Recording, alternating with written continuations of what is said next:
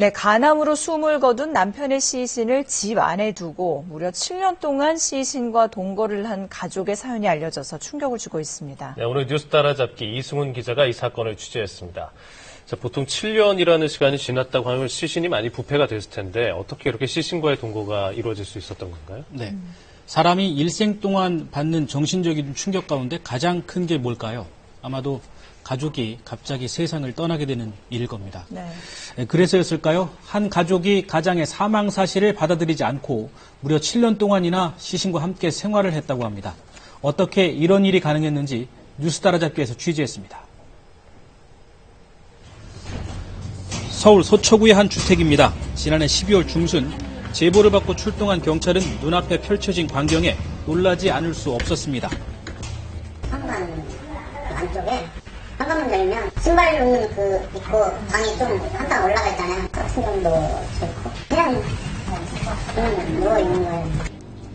거실 카페 뒤엔 남성 시신 한 구가 이불을 덮고 누워 있었습니다. 숨진 사람은 가장인 신모 씨. 신 씨는 지난 2006년 간암으로 6개월을 넘기기 힘들다는 진단을 받았습니다. 경찰은 부검 결과와 병원 진료 기록 등을 토대로 신 씨가 지난 2007년 초쯤 사망한 것으로 추정하고 있습니다. 그런데 주변에서 신 씨의 사망 소식을 아는 사람은 아무도 없었다고 합니다.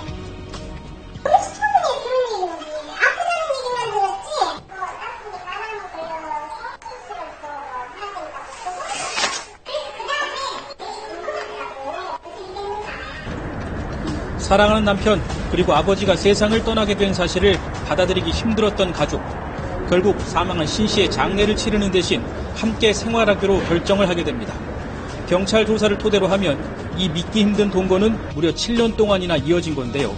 집에는 약사인 아내와 자녀 3명 그리고 숨진 신 씨의 누나가 함께 생활하고 있었습니다. 죽음을 인정할 수 없다고. 죽음 인정할 수 없으니까 당연히 옷도 갈아입히고 좀 튀기도 하고 어느 정도 그러니까 좀 항상 상대하듯이 좀 했겠죠.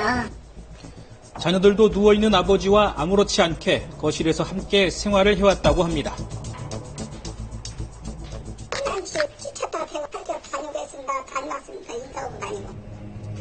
그렇게 7년을 생활했습니다. 그런데 의아한 건 시신의 상태. 시간이 흐르면 시신은 부패되기 마련인데 지난해 12월 경찰이 확인한 시신은 냄새만 조금 났을 뿐 비교적 깨끗했다는 겁니다. 그거 참 신기하더라고요. 부패보다 좀 많이 좀 건조된. 7년이라는 시간 동안 시신이 부패가 되지 않은 상태로 보존된다는 건 매우 드문 일입니다. 보통은 사망 후에부터 부패가 일어나기 시작해서요. 부패 증상은 크게 5가지가 있는데 피부가 먹혀진다든지 냄새가 난다든지 아니면은 색이 변한다든지 여러 가지 물질들이 이제 밖으로 분출된다든지 가스가 찬다든지 이런 부분에 대한 것들이 이제 진행이 됩니다. 영구화시키기 위해서 보존액에 담가서 오랫동안 이제 보존하는 부분에 대한 기술을 사용하기도 하는데요. 경찰 역시 시신의 보존 상태를 보고 놀라지 않을 수 없었습니다. 약사인 아내가 시신을 보존하기 위한 약품 처리를 하지 않았나 의심했지만 방부제를 비롯한 약품 성분은 확인할 수 없었습니다. 어떻게 7년 동안이나 시신을 부패 없이 보존할 수 있었을까? 경찰도 이 궁금증을 풀기 위해 오랜 시간 조사를 벌였지만 약사인 아내는 방부제나 다른 약품을 사용하지 않았다고 일관되게 진술했습니다. 국립과학수사연구원에 부검을 의뢰했지만 역시 방부제 같은 약품 성분은 발견되지 않았습니다. 안았다고 생각하는데 방부처리 이런 건 누구 사람한테 하는 거지 자기는 무대에 인정할 수 없는데 방부처리 이렇게 했겠느냐 발견 안 했다고 생각하더라고요. 그렇다면 어떻게 방부제도 없이 오랜 시간 시신을 보존할 수 있었을까? 혹시 가능한 방법은 없는지 전문가의 의견을 들었습니다. 건조화에 의한 부패 방지 억제 효과가 있었지 않을까 그렇게 추측해 볼 수 있겠습니다.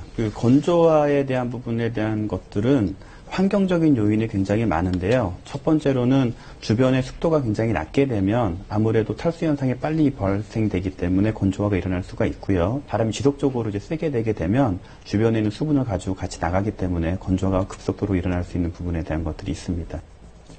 경찰 역시 처음 시신을 발견했을 때 심하게 건조된 상태였다고 밝히고 있어 이런 가능성을 뒷받침하고 있습니다.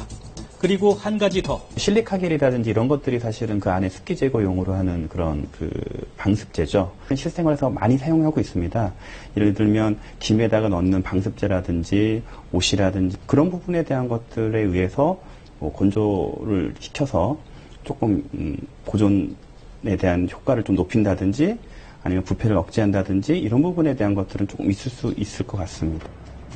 시신의 보존도 보존이지만 가족들의 생활도 선뜻 이해하기 어려운 부분입니다. 아버지가 살아있다고 믿고 반드시 깨어날 거라는 걸 의심하지 않은 가족은 시신과 함께 평소와 다름없는 생활을 해왔다고 합니다. 가끔 울어내면 누가 날씨 좀 어떠냐고. 근데 죽었다 소리는 많고 조금씩 나아진다 소리만 해요. 아유 다행이구나. 몇 번 물어봤을 때 무릎 볼 때마다 조금씩 나아진다. 우연히 현관문이 열리게 되더라도 커튼으로 가려져 있어 남편 심 씨가 누워있는 모습은 누구도 볼 수 없었다고 합니다. 일주일에 지나고 일주일에 그 차이를 치고 커튼을 못 가게 문다 한다고 언니에서 가더라도 나와서 얘기해. 바로 차이도 왔네 나는. 뿐만 아니라 지인들이 투병 중이라고 믿었던 신 씨의 안부가 궁금해 병문안을 하려고 해도 모두 거절했다고 하는데요.